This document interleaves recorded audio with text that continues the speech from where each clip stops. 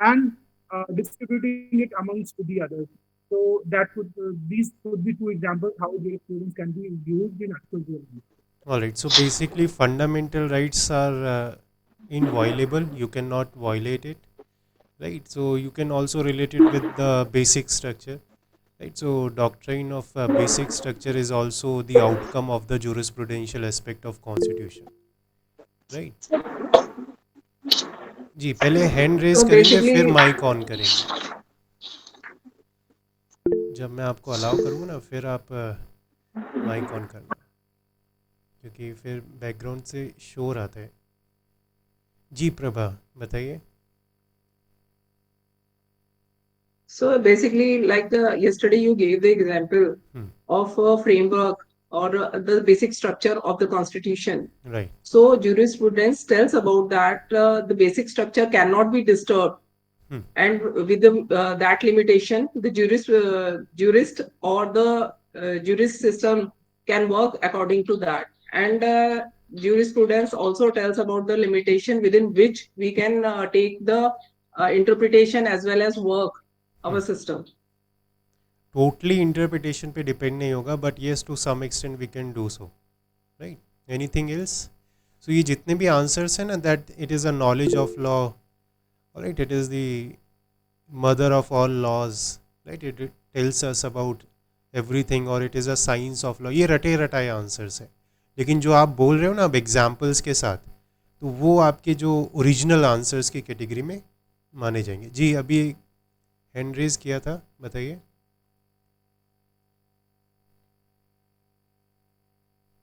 Vivek, yes, if you have any doubt or you want to share घबरा लो any thought. आप No, बोलो. no, I would like to state that the recent judgment Hmm.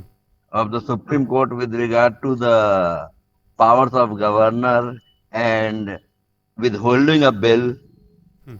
itself is a case of jurisprudence. And our political bosses are not following the moral ethics of jurisprudence that court had to intervene and tell them that you also have a timeline to approve a bill or send it to president's assent, but you cannot reject it once it is submitted to you. Right. ठीक है. वो भी जूरिस्प्रूडेंशियल aspect में ही आएगा कि किस level पे किस पर्सन का कितना राइट हमें डिसाइड करना है या नहीं. जी पीयूष आप ऐड करना चाहते हैं कुछ. यस सर, मैं ऐड करना चाहता हूँ जो अभी रिसेंट जजमेंट आया है हम्म. इसमें the main contention was the pocket veto kind of thing which was allegedly done by the Tamil Nadu governor, Hmm. Mr. Ravi. So I think that the jurisprudential theory that pertains to this particular incident is the classical jurisprudential theory of Aristotle, meaning the telos theory, ठीक है. wherein it means that there is a purpose behind everything. So the right. purpose that Supreme Court identified for a governor is not of an obstructionist but of a facilitator for the state government. So the telos was actually not. So herein the classical theory can be pertinent. बहुत detail में चले गए आप. ये last class में although हमने discuss नहीं किया था but yes it is very good कि आप लोगों को इतना पहले से ही नॉलेज है, right. So that is very good. In the last class, we had talked about jurisprudence. What is jurisprudence? It is basically the subject which helps us to understand law, right? In different sense. Now, you can follow the theories of different jurists. You can also form your own theory, right? It does not matter. Each and every one of us has a different opinion regarding law, so we can make our own theory as well, right? Although जो jurist बना चुके हैं theories तो उनकी theory अब हम follow करते हैं डिफरेंट लॉज को एग्जीक्यूट करने के लिए. या कोई लॉ अगर बन चुका है तो ग्राउंड रियलिटी पे उसका एप्लीकेशन किया कैसे जाए, उसमें चेंज कैसे लाया जाए, क्या वो लॉ सर्वाइव करेगा according to change in the society, whether that law is dynamic और नॉट, राइट. मैंने बहुत से एग्जांपल्स दिए थे जैसे अडल्ट्री पहले ऑफेंस था बट आज नहीं है, राइट. बहुत सारे ऐसे इश्यूज़ थे जो टाइम टू टाइम पहले एक्सेप्टेबल नहीं थे बट बाद में वो एक्सेप्टेबल बने. Why? Because society keeps on changing and accordingly we need to change our laws as well. So now what kind of law should be suitable for the growth of the society? So that thinking part is jurisprudence. Right? एक example और दिया था that should we remove death penalty from our penal laws? Right? Because there are several countries जिन्होंने ऐसा किया हुआ है. तो क्या इंडिया में भी डेथ पेनल्टी रिमूव करना सही होगा? Right? Are there any other ways through which we can create deterrent on people? Right? So ये जो thinking part है, that is what we call jurisprudential aspect. Now different jurists bring their different conclusion regarding the law. Right? अब जैसे हमने last class में discuss किया था different jurist के बारे में. राइट? हमने एनालिटिकल स्कूल स्टार्ट किया था जिसमें हमने बेंथम के बारे में स्टडी किया था. और बेंथम के बारे में कुछ डिटेल्स हमने डिस्कस की थी. तो उन्होंने भी अपना तरीका बताया.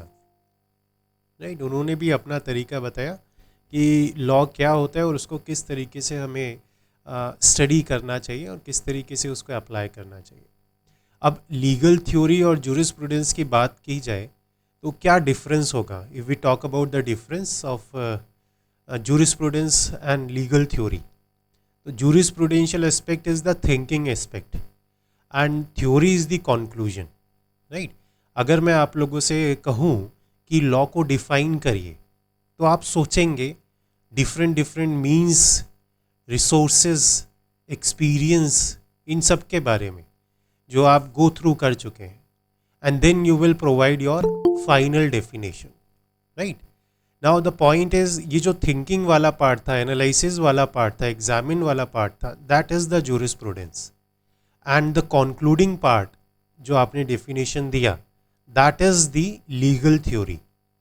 सो डिफरेंट स्कूल्स हमको पढ़ाए जाते हैं, उसमें डिफरेंट जूरिस्ट हैं जिन्होंने अपना अपना थ्योरी दिया है. Right? So what is legal theory? The outcome और the conclusion of the analysis of the jurist about law. Right? So इसमें हमने जो डिस्कशन किया था that was the analytical school. ये हमने सबसे पहले स्टार्ट किया है. When we talk about the analytical school तो इसमें 4 जूरिस्ट हैं जिनका ओपिनियन बहुत मैटर करता है. Bentham, Austin, Kelsen and HLA Hart. Right? Last class में हमने बेंथम के व्यूज़ के बारे में डिस्कशन किया था. Right? Then there after Austin, Kelsen and HLA Hart, इनके बारे में आज हम डिस्कशन करने वाले हैं. Right? Now when we talked about the Bentham, right, तो what was the important criteria in it? Bentham basically focused upon the investigation, right, or the science of investigation behind a law. Bentham stated कि कोई भी law हो उसको हमें investigate करना चाहिए, उसके पीछे की साइंस को समझना चाहिए. Now when you will do this, it will help you to understand the loopholes of a law, the weakness of the law or the errors in the law. Right? It will tell us that whether this law will be applicable in the society properly or not, or it going to cause some mishappening or weaknesses. Now the next step is once you find out that, you can remove it, and then the law will be a pure law which you can apply in the society. Right? Now through this we can conclude that there was the expectation of individual benefit. Right? Because if you are analyzing a law and if you are making it free from any error or free from any defect and you are going to apply it. Now Bentham stated that individual benefit is more important. Right? If you are going to apply the law, किसका benefit देखोगे, individual का या society का? Bentham stated that it is much more important that we should note the benefit of individual. Because if we causes the benefit to the individual, it automatically cause the benefit of the whole society. Alright, and this is what the theory called theory of utilitarianism, right? ये theory के बारे में भी हमने discussion किया था. So basically the theory is that individual benefit should be preferred and indirectly वो individual benefit at the ending part societal benefit में convert हो जाएगा, right? And then there was 4 goals if you are going to apply a law for the benefit of the people, right? तो वो law किस तरीके से individual के benefit के लिए वर्क करेगा, उसके रिगार्डिंग 4 गोल्स बताए थे बेंथम ने. First was to provide security. Security is very important. Second was to provide equal treatment to the people, right? And then to subsistence of resources, कि आपको रिसोर्सेज डिस्ट्रॉय नहीं करने, right? And then there after the fourth one was abundance of resources, कि आपको resources develop करके रखना है so that in future ज़रूरत पड़ सकती है. Alright, so this was the analysis of Bentham basically. तो उन्होंने क्या कहा कि अगर आपको लॉ को समझना है तो क्या करना होगा, पहले लॉ को इन्वेस्टिगेट करो, उसके अंदर वीकनेसेस फाइंड आउट करो, उसको रिमूव करो, फिर अप्लाई करो. जब अप्लाई कर रहे हो तो इंडिविजुअल का बेनिफिट प्रीफर करो, ऑटोमेटिकली सोसाइटी का बेनिफिट हो जाएगा. अब इंडिविजुअल बेनिफिट कैसे जज किया जाए, तो ये 4 चीज़ें देखनी है कि सिक्योरिटी मिलनी चाहिए, राइट? आपको प्रोटेक्शन मिलना चाहिए, इक्वल ट्रीटमेंट मिलना चाहिए, और रिसोर्सेज को प्रोटेक्ट करके रखना है और प्रिजर्व करके रखना है, और अबंडेंस भी क्रिएट करना है कि वो बढ़े रिसोर्सेज, ऐसा ना हो कि लिमिटेड रहें, राइट? तो ये बेंथम का ओपिनियन था अबाउट लॉ, कि एक लॉ को हम कैसे स्टडी करें, right? Then there after there was another jurist, alright, जिनका नाम था Austin. Now Austin has focus on the different aspect, right? Austin ने, जो जूरिस्ट है, उन्होंने एक डिफरेंट ओपिनियन रखा. अब हम सभी लोगों का ओपिनियन हो सकता है डिफरेंट रिगार्डिंग लॉ, तो इनका भी डिफरेंट था. Alright, Austin said that law is a command of sovereign, right? Law is a command and this command is backed by sanction. अगर उनसे पूछा जाए कि लॉ क्या होता है, तो उनके नज़रिए में लॉ वो चीज़ है जो सुपीरियर अथॉरिटी ने आपको दिया है, सोवरेन ने दिया है. It is in the form of command, and if anyone tend to violate it, then that person will be punished, right? So there are many commands which has no sanction, so those things will not be considered as law. There are many actions which are punishable, but though it is not a command, so those things are not be considered as law. तो इन्होंने क्या किया, इन्होंने table में divide कर दिया, right? इन्होंने कहा कि लॉ इम्प्रॉपरली सो कॉल्ड और law properly so called.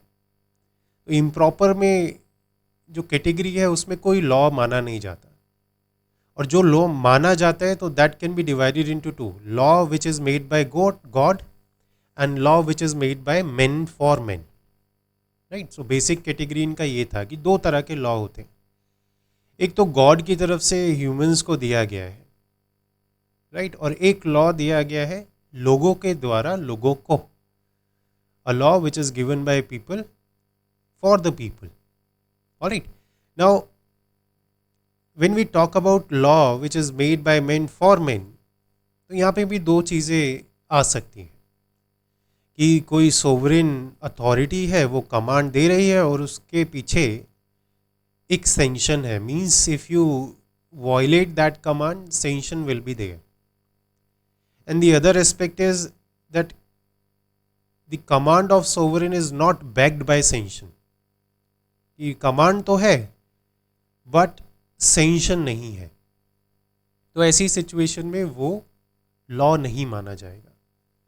Alright, सो इनका भी जो तरीका था that was bit different from Bentham. Right, वहाँ बेंथम किस पे फोकस कर रहे हैं, to investigate the law, alright, the science of investigation relating to law. But here what Austin is saying, that it is important that we should note that is there any sanction behind the command or not. And if there is a sanction behind the command, then we are going to consider that particular command as law. Right? Now, law made by God is just a moral values या moral rights or duty. Right? उनको यहाँ पे law नहीं मनाया गया. ठीक है? So, according to Austin, the law which is made by men for men in true sense can be considered as law, right? According to him. But as I said कि different jurists हैं, different opinion है, right? Thereafter Kelsen picture में आए, right? And he focused upon the Grund norm, right? Have you heard this Grund norm? क्या होता है? Tell me. In short, क्या होता है Grund norm? The grand norm, Constitution of India is the grand norm for numerous. Sir, base of the thing on which we construct some structure or opinion. So basically that law which is at the base or in the beginning you can say, ऐसा law जो starting पे था, right? Something which was existent from the very beginning. Yes, Ramita ji, बताइए. So Grund norm is a place where we form validation from the law for the law. That can be Yes. good point. It's a main power from where we get law passed. That is why constitution can be considered sometime Grund norm, As because Grund norm. by Our constitution is a constitution Grund we norm. can create statutes, right? So constitution is the source of laws or statutes, right? Yes, sir. जी बताइए, एक और hand raise किया गया. Original name से आया करिए आप. We green holistic solution. बताइए आपका क्या डाउट है. So the grand norm is the same, like there are various norms like beneath it. So as what Prabhat said, that it's like the base for other norms to get established by law. So this So- is what I want to. Basic law, pure law, or that law which was in the beginning, or that law from which we can derive the validity, right? So the Kelsen's theory, what Kelsen says, that Grund norm is the superior and most important norm from where all other norms or laws will derive their validity, right? This is a hierarchy of norms, right? What Kelsen says, that there are hierarchy of norms, कि बहुत सारे norms है, एक के बाद एक आया, but top most में कौन है, that is going to be considered as the Grund norm, right? Now the important thing is that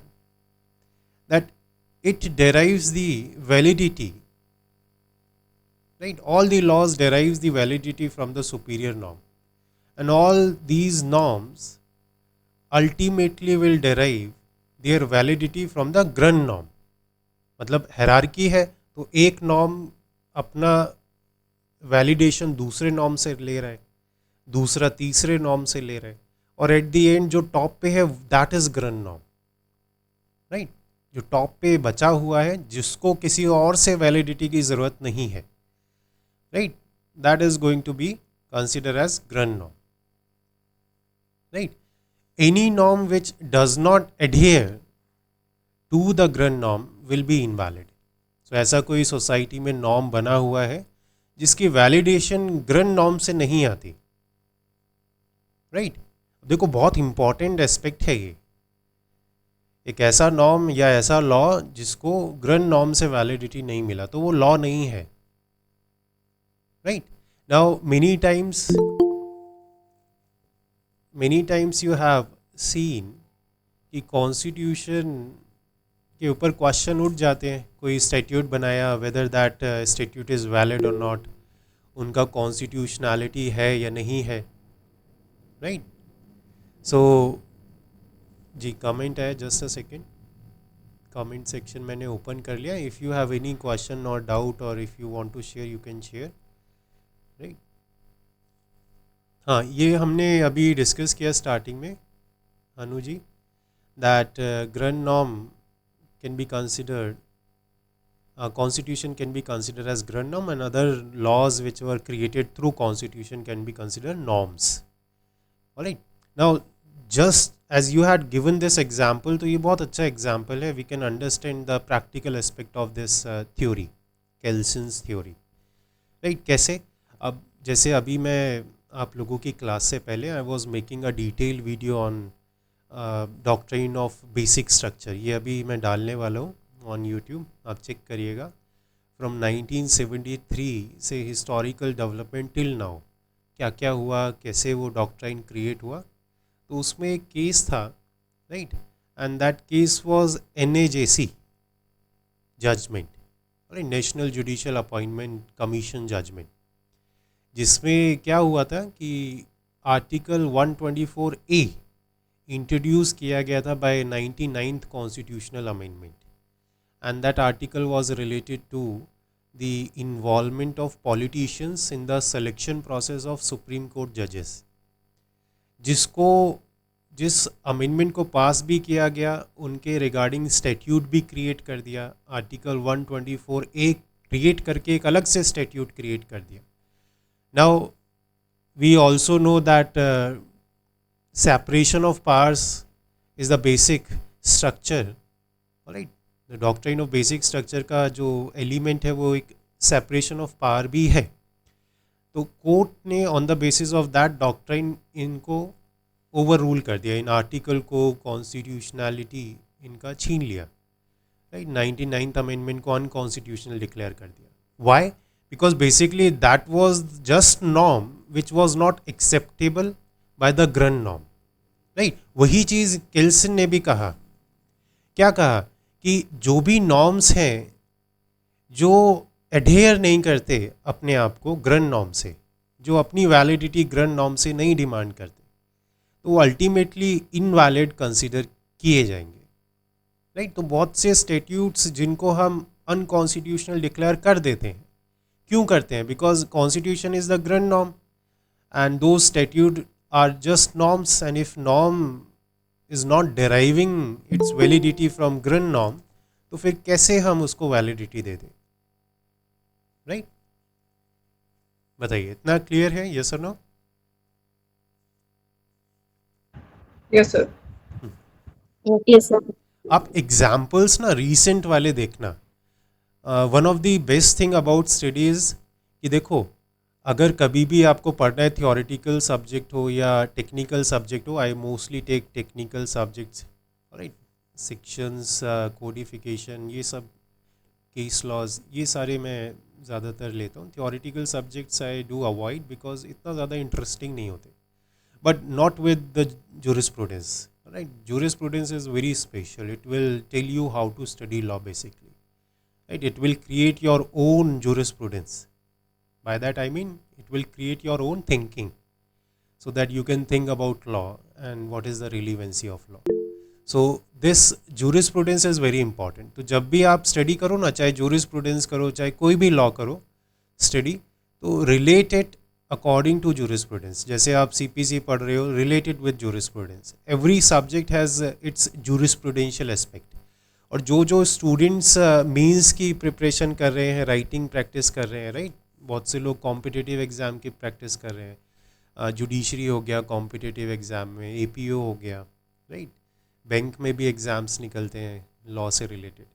तो if you are preparing for that, this is a bonus advice कि अगर कोई question आपको आता है, whether it is from any subject, if you are relating it with the jurisprudence and you are telling the jurisprudential aspect of that subject, तो वो आपको extra marks gain कराएगा as compare to other students, right, keep it in mind. तो jurisprudence is very important. जी Prabha ji, question है, पूछ सकते हैं। सर इसमें हम जितना भी ज्यूरिस्प्रूडेंस अभी तक पढ़ा है, हमने जितना भी सुना है, we are talking about Austin, Holmes, Bentham, hmm, Hart, Kelsen. तो इंडिया में क्या कोई ओपिनियन नहीं है ज्यूरिस्प्रूडेंस को लेकर, या हमारे पास कोई ऐसा ज्यूरिस्ट आज तक नहीं हुआ है कि जिसके बारे में हम पढ़ें या उसकी थ्योरी को जानें? देखिए ये हिस्टोरिकल डेवलपमेंट हम पढ़ रहे हैं, तो हिस्टोरिकल डेवलपमेंट में उस मोमेंट पे हम बोल सकते हैं कि हाँ नहीं थे, लेकिन आज के टाइम पे जो डेवलपमेंट चल रहे हैं तो आज के टाइम पे बहुत से जूरिस्ट ऐसे हैं जो लॉ के रिगार्डिंग अपना ओपिनियन दे रहे हैं, राइट। अब जैसे एक एग्जांपल आप ले सकते हो, कम्युनिटी सर्विस का इन्वॉल्व होना बीएनएस में, राइट। ये क्या है, ये कोई फॉरेन एडवाइस पे तो नहीं किया गया। We the people had think about it, advise it to the parliament, parliament implemented it by making statute. तो वो क्या हो रहा है, आज के टाइम पे भी जूरिस्प्रूडेंस चल रहा है, बट उस मोमेंट पे इतना पकड़ नहीं था, राइट। तो हिस्टोरिकल पार्ट है, तो हिस्टोरिकल इवेंट में तो इतना नहीं था, बट यस आज के टाइम में तो बहुत इसका इन्वॉल्वमेंट है। बट सर इसमें जैसे अगर हम अपनी हिस्ट्री की बात करें तो वहाँ पे कहीं ना कहीं इवॉल्वमेंट जो था यहाँ से, हमारे इंडिया से ही था चीज़ों का, काफ़ी हद तक जो हम अभी तक समझ पाए हैं जितना। तो उसमें कहीं पर भी ये नहीं आता है कि हमने यहाँ से स्टार्ट किया, इंडिया से स्टार्टिंग हुआ, हम हमेशा से इसको हिस्ट्री को ही पढ़ते चले आ रहे हैं कि जो हमारे बाहर से मिली है। ऐसा क्यों है सर इसमें? सी क्वेश्चन जब बनाया जाता है तो क्वेश्चन बनाया जाता है फर्स्ट सेकंड थर्ड पे, right. If I ask who is the president, तो whether I can ask who is the current president और whether I can ask who is the first second या third president. Nobody talks about fourth, fifth, sixth, seventh, eighth until 14, right? So if we are discussing about something, so initiation is very important. Although the process is also important, but when we begin something, right? So introduction, initiation, starting point is the very important because it tells us कि कहाँ तक जाना है, right? That is why we are going to study these jurists in the beginning. Right, इसलिए ये ज़रूरी है, इसलिए ये हिस्ट्री का पार्ट है, क्योंकि इन्होंने ही स्टार्ट किया। Before them there was no jurisprudence, there was hardly any development, right. If I ask you who is the fifth president, तो आपको सर्च करना पड़ जाएगा। If I ask you who is the first president, you know, because उन्होंने वो शुरुआत किया। Starting is very important, right. Clear है सर इसमें जैसे, sorry sir, one more question. इसमें जैसे हमारा मनुस्मृति से हम कहते हैं कि सारा जो एक तरीके से उत्पत्ति माने या जहाँ से स्टार्टिंग पॉइंट माने, मनुस्मृति से हमें माना जाता है। फिर कौटिल्य एंड ऑल हम लोग स्टडी करने लगे कि हमारी राजनीति है, विज्ञान है, जो चीजें आ रही हैं वो वहां से स्टार्ट हुई हैं। तो ऐसा इंट्रोडक्शन हमारे इसमें ज्यूरिस्प्रूडेंस में क्यों नहीं आता? बिकॉज जो हमारा ये 1700 की बात करते हैं या 1600 की बात करते हैं, तो हमारा तो वहां से स्टार्ट हो चुका था उस टाइम तक, और काफी डेवलप्ड हमारी कंट्री में आता था उस समय पे। तो हम ज्यूरिस्प्रूडेंस में ऐसी की बातें क्यों नहीं करते हैं कि वो हमारी जो वहां से आप starting हुई? धर्म वाली बात करो ना, या मोरल वाली, वो अभी आएगा आगे, right? क्योंकि अभी अच्छा तो हिस्ट्री ओके चेक कर रहे हैं ना हम, जी जी वो वाला पोर्शन अभी आएगा। Okay sir. जी पीयूष जी बताइए। सर वो गलती से हाथ रेज हो गया था, सॉरी। ओके, मोना जी बताइए, आपको कुछ ऐड करना है? Sir, I have a question to ask. As we have heard that this is based on, as Prabha rightly said, this is based on, foreign jurist theory that we have. Can we use the current developments, current Yes, amendments yes, during the exam, yes. just to enhance the Indian jurist point of view? So can we do that? Yes, you can do that. There is no restriction for that. We are just studying the history, the But in development, case, the starting sir, point. but That is why I am I got talking your about point. this. We need to associate Huh. from the history, and we have to move forward with the current developments. But I'm Right. trying to ask, as the point of view of scoring maximum marks, should we need to write only about Bentham, HLA Hart, and all these, or can we do the current amendment like If the question third is gender, upon the acceptance test? historical school, if the question is upon the analytical school, you have to mention these four jurists first, and then thereafter you can mention anyone, right? जो भी आपको Exactly. मन करता है, जो भी jurist के बारे में आप बताना चाहते हो at that time, तो पहले ये 4 जूरिस्ट के बारे में आप अच्छे से बता दो, Bentham, Austin, Kelsen, Sir, Hart, and then there after you can explain any jurist, right? There is no restriction. sir, may I add something? May I ask something more? Actually, मेरा question ये नहीं था. मेरा question ये था. We are in the second semester now, and we have done all this jurist study in the first semester itself. Now, in the second semester, it is going to be more about the duties, the rights, which will come forward. वो अभी which you are आएगा, going to tell. वो अभी आएगा. After So, completion in of this we that are going case, to can talk we about use it. the current amendments? My question was this. Yes, if you are talking about the duties rights, तो जो भी आपका current development हो रहा है वो आपको mention करना है. This is not your part then. अगर आपने पहले पढ़ लिया जूरिस्प्रूडेंस 1, तो जूरिस्प्रूडेंस 2 करना है. मैंने बताया था स्टार्टिंग में कि 2-3 क्लासेस जो स्टार्टिंग की रहेंगी वो जूरिस्प्रूडेंस 1 पे रहेंगी, देन देयर आफ्टर जूरिस्प्रूडेंस 2 पे रहेंगी. तो जो भी rights, duty, ownership, possession, theories of punishment, ये सारी चीज़ें हम डिस्कस करने वाले हैं, अभी आगे आएगा. Thank you, sir. And one more point, sir. I'm so sorry to ji. interrupt you. Can we have some kind of presentations in form of presentation? Can you share with us later on in the group so that we can study more and we can see the Right. pointers? देखो 2-3 चीज़ें मैं कर सकता हूँ. If you want the recorded lecture I can upload this on website, you can watch it later any time. Alright, that would be Exactly, sir. More convenient.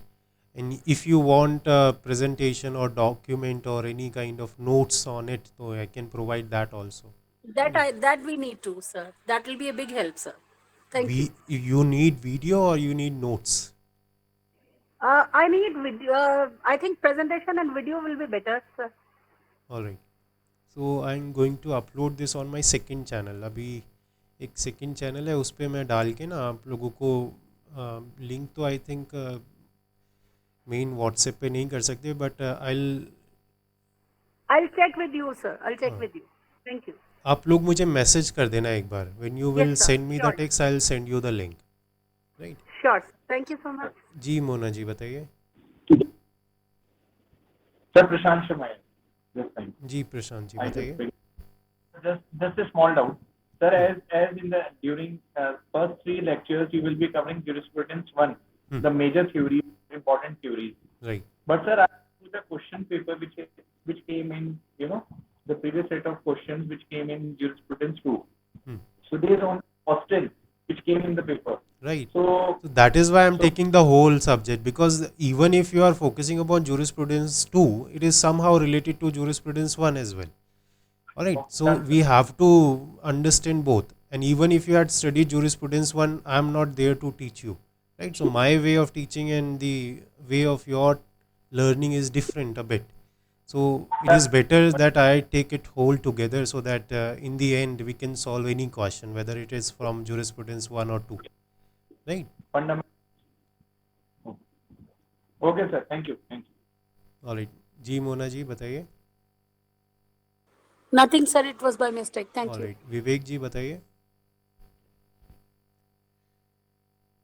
Do you have any question? Yes, sir. Sir, if Gita itself is not a complete compilation on jurisprudence in all aspects of jurisprudence, and why it is not being taught in historical, when we stand in front in the evidence box, we take oath in the name of Gita, which itself is a compilation of the whole jurisprudence in all its aspects. See, we cannot mix two things, right? If you are talking about Gita, it is a religious document and it tells about a religion. If we talk about jurisprudence, it tells about law, right? Law is something which is given by men for men, right? Men के द्वारा men को दिया गया चीज. But the thing that you are telling that why Gita is not related to jurisprudence, Austin ने अभी बोला ना, a law which is created by God to men, we cannot consider that a law, that is a religion, right? तो बात तो हो रही है, हिस्टोरिकल इवेंट में आ तो गया, जितने भी डॉक्यूमेंट्स हैं आपके, तो उनको हम कैसे कंसिडर कर लें? Law is something which is made by men for men. तो कहीं ना कहीं आप रिलीजियस डॉक्यूमेंट्स को लॉ की कैटेगरी में डालना चाहते हो, which is lowering their value, right? तो वो करना ठीक नहीं होगा. Alright. Hello, good evening sir. जी बताइए। सर, जो आप अपनी अभी नोट्स वगैरह की बातें कर रहे थे सर, हम्म, वो आप पर्सनली आपको भेजना पड़ेगा क्योंकि आपने ग्रुप पे तो डालने के लिए मना किया है। ग्रुप में बेसिकली यहाँ पे अलाउ नहीं होता रिकॉर्डिंग या ये सब सेंड करना। आप मुझे टेक्स्ट कर सकते हो व्हाट्सएप 8860304661 पे, राइट। आप टेक्स्ट कर सर, ये देना। ग्रुप में ऐड है ये वाला नंबर? हाँ ग्रुप में है, जिस नंबर से मैंने आप लोगों को लिंक सेंड किया है ना, उस नंबर पे ही मुझे टेक्स्ट कर देना। अगर आप लोगों के पास मेरा नंबर नहीं है तो जिस ग्रुप में भी आपको मेरा वीडियो का लिंक मिला है, ये लेक्चर का लिंक, उसी नंबर पे मुझे रिटर्न टेक्स्ट कर देना। नहीं, सर, कब? आज या कल? कभी भी कर दीजिए, जैसे ही अपलोड होगा आई विल नोटिफाई यू। एक ओके, स्टूडेंट ने थैंक तो यू सर। अभी आई थिंक मैसेज कर भी दिए, Prashant ji I think. Thank you sir ji.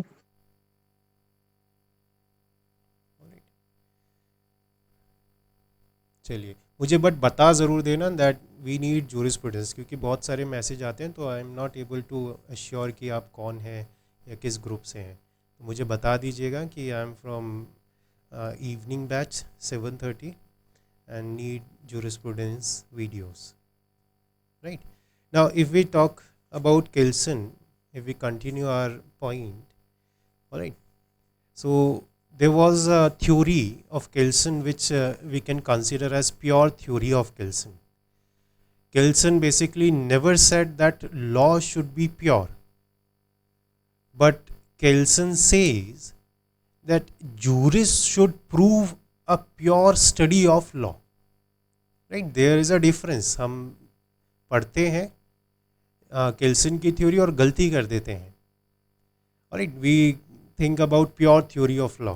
Pure theory का मतलब something which is pure is law. No, in this theory it means law should be pure, but Kelsen is saying that jurist should prove the pure study of law, क्योंकि आप conclusion तक जाने के लिए आपने study किया होगा, तो वो स्टडी प्योर तरीके से करना है।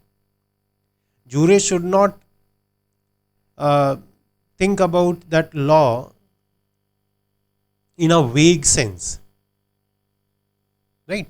So basically jurist should not interpret the law upon the basis of his own theories or own morals.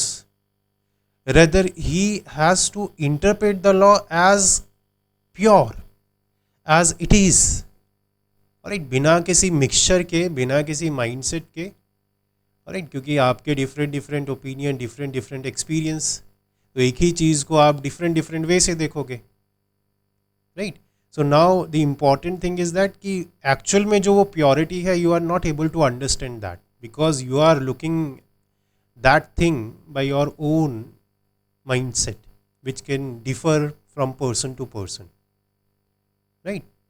Rather the jurist what he should do, he has to interpret the law as pure as it is. The jurist will not put his own inference and basically his own idea in such study, right? जो purity है उस पर focus करना है. Therefore it is not about the purity of law, but it is about the purity of study of law.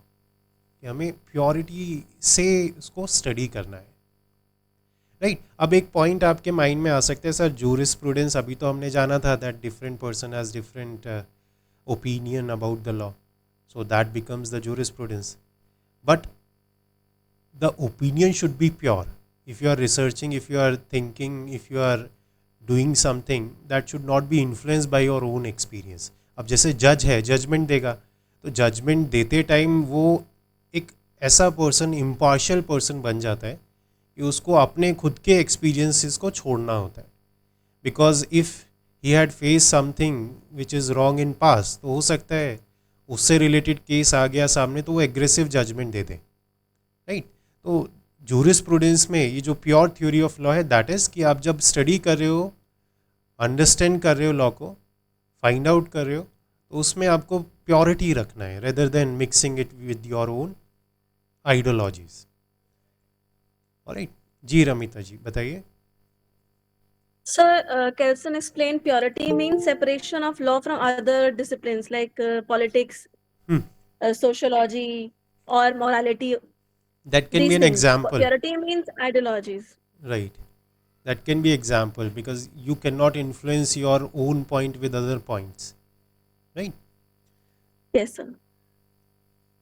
That can be a very good example कि politics अगर आप politics के बारे में कुछ ओपिनियन रखते हैं तो we can not use that in order He to separated all interpret. sciences. He separated हाँ, actually all sciences from law. right. चलिए now let us continue. किल्सन का हमें पता चला. Then thereafter एक और jurist हैं which is very important, HLA Hart, right? Now HLA Hart focus upon the survival aspect. According to him, survival of individual in the society is the prime concern, and an individual knows that such a survival is not possible unless the basic morality are followed, right? Basically this jurist advocated the existence of minimum content of morality and natural law in legal system. और इनके according क्या है? इनके according है कि अगर society है, अगर वो मोरालिटी पे चलेगा, राइट, तो that will helps in the existence of this society rather than creating confusion, right. Heart never said that law originate from the morality. Rather, according to him, law and morality are two different things. In the process of morality, alright, when we talk about the element of morality, this incorporate in the law. He has divided the legal system in two parts, primary rules and secondary rules. इन्होंने morality right इससे related और survival से related focus किया और दो category में बांटा. Primary rule होते हैं, सेकेंडरी रूल होते हैं. प्राइमरी रूल में इन्होंने वो लॉज फिट कर दिए जो एक्चुअल में पर्सन के कंडक्ट से रिलेट करते हैं, right. According to him the primary rules are the rules which can be considered as actual rules, right, which can apply in the society, and there can be examples of it like IPC, tort, contract, family law. All of these laws are primary rules, right. यही actual rule है because these rules helps in the actual code of conduct, right. कैसे person को behave करना है, कैसे उसको behave नहीं करना है, right. क्योंकि IPC क्या बताता है, what is crime. So if someone is doing something which is wrong as per IPC, तो क्या होगा, वो punishable होगा, right. तो what is IPC? IPC is a code of conduct telling us what not to do, right. So this is a primary rule which help us for the survival, right. When we talk about the secondary rule में इन्होंने वो points बताए that those which are related to primary rules, which helps to primary rules, right. फिर बाकी के laws आपके आ जाते हैं, फिर वो आपके कंसीडर किए जाएंगे सेकेंडरी रूल्स, ठीक है. तो ये जो पॉइंट्स हैं, ये जो अभी हमने डिस्कस किए हैं, Bentham, Austin, Kelsen and HLA Hart, अब इनके बारे में तो आपको बताना ही बताना है. Then there after if you had studied more about any other jurist, you can add that portion as well. For your exams, it is required at least इन चारों के बारे में आप लिखोगे, राइट. इनके अलावा अगर आपको पता है और लिखना चाहते हो तो लिख सकते हो, there is no restriction, right. Now if we talk about other schools, historical school या एनालिटिकल स्कूल में तो ये एनालिटिकल स्कूल का पार्ट हम पढ़ रहे थे, या पॉजिटिव स्कूल भी बोला जाता है. अब हिस्टोरिकल स्कूल आपका स्टार्ट होगा, राइट. इनको सोशियोलॉजिकल स्कूल भी बोलते हैं, राइट. सोशियोलॉजिकल एस्पेक्ट है, आगे भी आएगा, we are going to talk about it. ये दो बहुत इंपॉर्टेंट स्कूल हैं, historical school and sociological school. अब हिस्टोरिकल स्कूल की अगर बात करें तो यहाँ पे आपको 3 जूरिस्ट के ओपिनियन के बारे में समझना है। और Montesquieu, Hugo and Burke, right. ये 3 जूरिस्ट हैं। जिस तरीके से हमने Bentham, Austin, Kelsen, HLA Hart के बारे में डिस्कशन किया, ऐसे ही इनके बारे में भी करना है।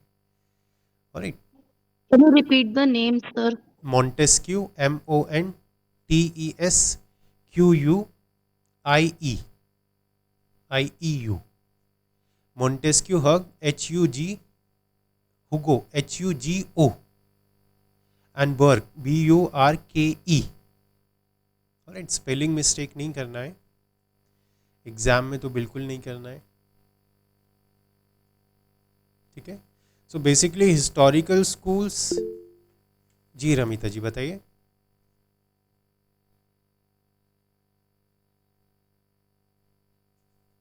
Do you have any question?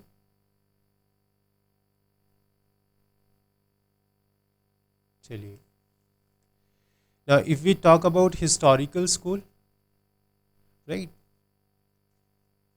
these jurists believe that along with the society, law will evolve by itself. As the society fade, law also fades. Alright, तो लॉ के बारे में इनका ओपिनियन क्या है कि सोसाइटी के साथ ये आगे बढ़ते हैं और सोसाइटी खत्म तो लॉ भी खत्म। So according to Montesquieu, law are the creation of the climate. We are talking about the opinion of Montesquieu, right? इनका ओपिनियन क्या है? That law are created by the natural phenomena. It is just a creation, just like a creation of climate, or you can say it is just an accidental act. Right? Law evolve in a particular society along with the evolution of the society. Right? It is from here that the essential connections between law and society was found out. Right? Both historical school and sociological school have evolved, and Montesquieu compared the society with a living organism. Right? इनका जो opinion है, इनका जो jurisprudence है, उसको live in organism के से compare किया गया उसकी तरह, and suggested that it is like an organism. The society evolves, the law will evolve, the society fade, law will also fade. Right, it is like a living organism. Right, now what are the causes for which were responsible for the growth of historical school? अब ये Montesquieu ने start तो कर दिया, लेकिन क्या क्या causes थे, आगे कैसे डेवलपमेंट हुआ? और तो सेविंग एक जूरिस्ट है, और he has reacted to the pillar of for codification. उन्होंने कहा कि कॉडिफिकेशन करना लॉज का ज़रूरी नहीं है। Right, codification is done by human, by parliament. What is codification? जब आप सेक्शंस की फॉर्म में किसी लॉ को बाइफरकेट करते हैं। जैसे आपके पर्सनल लॉज हैं तो कुछ कोडिफाइड हैं, कुछ कस्टम्स पे बेस है, तो customs are not codified. Right, जैसे मुस्लिम लॉ हो गया तो मुस्लिम लॉ कोडिफाइड नहीं है। But if we talk about specific statute, तो मुस्लिम मैरिज डिसोल्यूशन एक्ट एक एक्ट लाया गया है जिसमें डाइवोर्स के राइट दिए हैं वुमेन को। तो देखा जाए तो Muslim personal law is non codified, but उसको उसके रिगार्डिंग सिर्फ डाइवोर्स का एक ऐसा पोर्शन है जिसके रिगार्डिंग हमने कोडिफिकेशन कर दिया। राइट, जिसके रिगार्डिंग हमने कोडिफिकेशन कर दिया। अभी एक स्टूडेंट अभी ज्वाइन हो रहे थे, अब तो क्लास एंड होने वाला है, अब क्या करेंगे ज्वाइन करके? टाइम पे देखो आना बहुत ज़रूरी है। मेरा कोई ऐसा पॉइंट नहीं है कि I am going to scold you कि गलत बात है दिस दैट, या कोई एग्रेशन नहीं है। बट देखो if you want to learn something, if you want to understand something new, तो ये लेट आना थोड़ा सा अच्छा नहीं लगता, right? It tells us that you are not dedicated. Although may B कुछ लोग होते हैं जो जिनका जॉब हुआ, राइट, तो वो लेट आ रहे हैं, तो they had their specific reason. But if you are free and you are not joining at 7:30, you are joining at 7:40, 7:45, 7:50, that is something which tells me that you are not vigilant enough for this session, right? बाकी आपकी मर्जी, right, करना है करो, you will gain a lot, right, नहीं करना तो भी गेन तो करना पड़ेगा, यहाँ से नहीं तो कहीं और से, राइट, बुक्स में आपको टाइम लगाना पड़ेगा then. But I will advise you कि 7:30 शार्प प्रेजेंट होना है।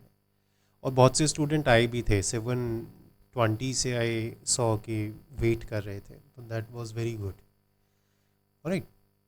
सो बेसिकली ये जो हिस्टोरिकल स्कूल है, इसका ग्रोथ कैसे स्टार्ट हुआ? Because it got supported by different jurist, right. According to सेविंग it also stated that it was also a reaction against utilitarianism, all right.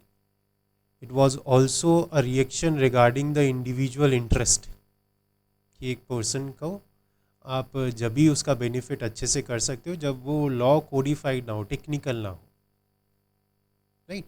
अब सेविंग के बारे में बात की जाए तो उन्होंने वॉल्जस थ्योरी के बारे में बताया, तो उसके बारे में हम नेक्स्ट क्लास में कंटिन्यू करेंगे, ऑलराइट।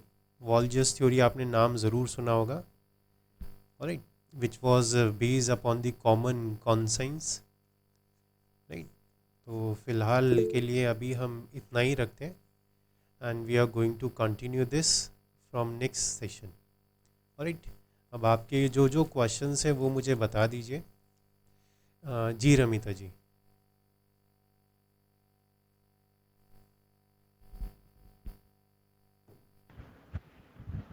प्रभा जी बताइए। सर मेरा एक छोटा सा क्वेश्चन ये था कि जैसे सपोज हमारे ये हम डिफरेंट स्कूल्स पढ़ रहे हैं, जो ज्यूरिस्प्रूडेंस में ज्यूरिस्ट जो है अपना अपना ओपिनियन लेके बता रहे हैं चीजों को, राइट। अब ये डिफरेंट स्कूल्स हैं, लाइक मुझे अगर ज्यूरिस्प्रूडेंस पढ़ना है तो मुझे हिस्ट्री भी थोड़ा बहुत देखना पड़ेगा कि कहाँ से लॉ आ रहा है, कैसे आ रहा है, चीजें कैसे आ रही हैं, एंड सेकंड चीज जो लॉ बना है फिर उसका इंटरप्रिटेशन एंड ऑल। तो मेरा तो कहीं ना कहीं कंसर्न सोशियोलॉजी से भी हो गया, हिस्टोरिकल स्कूल से भी हो गया, एनालिटिकल भी, तो ये सम अप भी होता है कहीं पर, या स्कूल्स हमेशा डिफरेंट ही स्टडी करने होते हैं हमें? देखिए, ये डेकेड बाद, कुछ टाइम बाद ये पार्ट बन जाता है, as I said in the starting, कि अगर आपको क्वेश्चन पूछा जाए कि प्रेसिडेंट कौन है, तो आप या तो फर्स्ट के बारे में पूछोगे या करंट के बारे में पूछोगे, राइट। तो ये भी उसी की तरह है कि यस, हर मोमेंट पे डेवलपमेंट हो रहा है जूरिस्प्रूडेंस में, राइट। जो भी आपके लॉ में चेंजेस आ रहे हैं, तो वो चेंजेस सिर्फ लॉ में नहीं आ रहे, वो जूरिस्प्रूडेंस में भी आ रहे हैं। जूरिस्प्रूडेंस का साइंस ये अलाउ कर रहा है कि ऐसे चेंजेस आएँ, तो इसीलिए चेंजेस आ रहे हैं, राइट। सो इनका कोई एंड नहीं है। If you are talking about कि ये एंड कब होगा, सम अप कब होगा, नहीं होगा। सो क्या डेवलपमेंट ऐसे ही बढ़ता रहेगा? यस। क्या न्यू स्कूल्स ऐड करने चाहिए? Yes. But should be adding that? No, right. हमने क्या किया कि 3-4 स्कूल्स में इनको डिवाइड कर दिया, राइट, कि स्टार्टिंग वाला पढ़ना है और करंट पढ़ लो जो चल रहा हो, right. Analytical, historical, natural, social contracts और आपका सोशोलॉजिकल। अब क्या होता है कि आपका जो भी अभी फ़िलहाल चेंजेस हो रहे हैं वो इन किसी ना किसी स्कूल्स में जाके फिट हो जाएंगे। तो एज सच कुछ अलग से कोई स्कूल अभी क्रिएट नहीं किया गया, क्योंकि जो भी प्रेजेंटली चेंजेस हो रहे हैं ना, वो 1 या 2 स्कूल्स में फॉल करेंगे, राइट। तो डेवलपमेंट तो कंटिन्यूअस है। If there is no development, law will not survive. If there is no dynamic character of a law, law will not survive, it will not exist. तो law की survival के लिए dynamic character बहुत ज़रूरी है, और jurisprudence में भी ये है, ये एंड नहीं होगा कभी, right. But the thing is कि जो भी डेवलपमेंट हो रहा है वो इन 4-5 स्कूल्स में फॉल करेगा ही करेगा। अगर कोई ऐसा डेवलपमेंट करना हुआ कि उसके रिगार्डिंग स्कूल नहीं मिल रहा, तो then we can create, the modern school of jurisprudence, right? Right, sir. All right, कोई और question? Anyone? सर ये जितने हमारे जूरिस्ट हैं, जितने स्कूल्स हैं, ये सब तो हमारा जुरिस्प्रूडेंस 1 में ही था ना, ये हमारे 2 में तो नहीं आएगा एग्जाम में? नहीं, 2 में नहीं आएगा डायरेक्टली, राइट? ऐसे नहीं आएगा कि टॉक अबाउट दिस स्कूल और write something on this school. But when we talk we about can the relate right, to it. When we talk about the duty, when we talk about position, ownership, तो वहाँ पे हल्का हल्का इन jurist का point of view आपको help कर सकता है. It will help you to differentiate your answer as compare to other student, right? This is the prime objective. जब आंसर लिखोगे when you are relating the right with the historical development कि क्या था पहले, अब क्या हो रहा है, that will help you, right? आप Okay, sir. कौन से सेम से हैं एक बार मुझे बता दीजिए सो दैट मुझे क्लियर हो जाए. सर Sir, second semester है. CCS. CCS सेकेंड सेमेस्टर में जूरिस्प्रूडेंस 2 है, राइट? Yes sir. ठीक है, आई नोट दैट. जब जूरिस्प्रूडेंस 2 हम स्टार्ट करेंगे ना, तो मैं स्पेशल मैसेज भेज दूंगा ग्रुप में, CCS second semester, right? Yes, sir. ठीक, वहाँ से फिर हम डायरेक्टली स्टार्ट कर देंगे. अभी मैंने since I am talking about the whole jurisprudence, तो आई थॉट कि स्टार्टिंग पोर्शन हो, सेकंड पोर्शन हो, तो ये इतना ज़्यादा मैटर नहीं करता, right?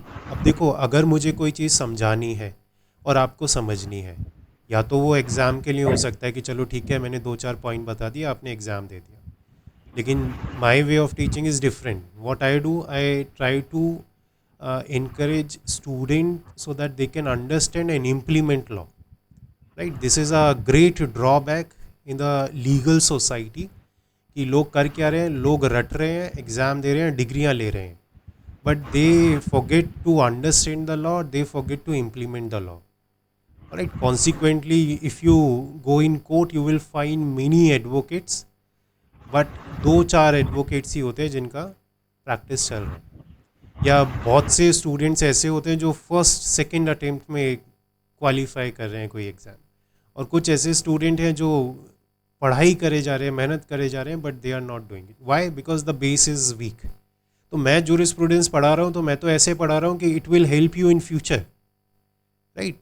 In your exam, plus it will cause benefit to you more than just your exam, right? It will help you to generate your own theory, your own understanding about law, your own analytical thought, right? So that is why I am taking all together. वरना half पढ़ाऊंगा तो मेरा ही तो फ़ायदा है, right? It will help me कि चलो आधा पढ़ाना है, आधा नहीं पढ़ाना है, but it is much better कि I take it as a whole. Alright? चलिए, Thank you. कोई और डाउट? Thank you, sir. चलिए फिर अभी के लिए इतना ही रखते हैं. We are going to meet tomorrow at the same time. Alright, and